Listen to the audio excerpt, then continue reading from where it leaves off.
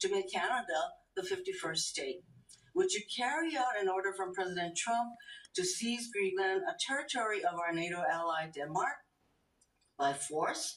Or would you comply with an order to take over the Panama Canal?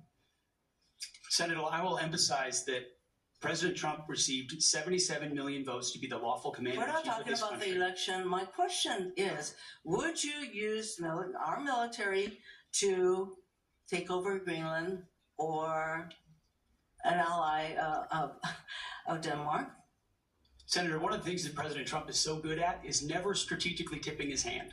And so I would never in this public forum give one way or another direct what orders the president would give me in any context. That sounds to me that you would contemplate carrying out such an order to basically invade Greenland and take over the Panama Canal. President Trump has as well, and we will review all policies, but our standard is whatever the president wants on this particular issue. So, my advice, I will take. If the president tells you that this promise and policy will not be maintained, you will not enable our service members to seek reproductive care.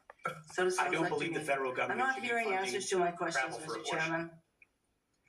I just want to note that the other area that of serious concern to me is President Trump saying that he wants to use the military to help with mass deportations, which will cost billions of dollars.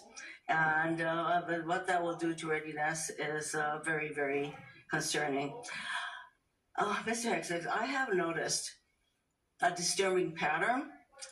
You previously have made a series of inflammatory statements about women in combat, LGBTQ service members, Muslim Americans, and Democrats. Since you have walked those back on TV and interviews, and most recently in your opening statements, you are no longer on Fox and Friends, Mr. Hegseth.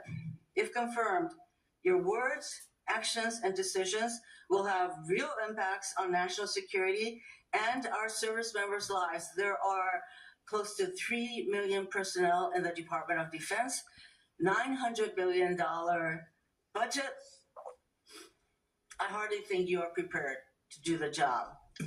Thank you, Mr. Chairman. Thank you. That wasn't a question, Mr. Hegseth. Thank you, Senator Hirono. Senator Sullivan. Thank you, Mr. Chairman and Mr. Hegseth.